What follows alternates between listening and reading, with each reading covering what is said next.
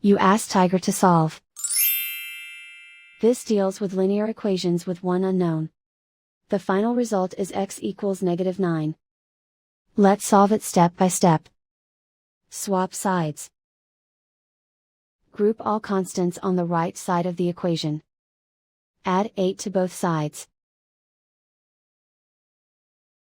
Simplify the arithmetic.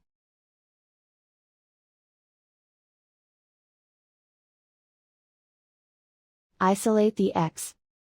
Divide both sides by -6. Cancel out the negatives. Simplify the fraction.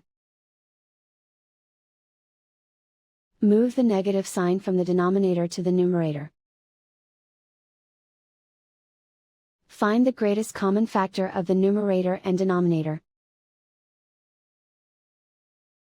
Factor out and cancel the greatest common factor.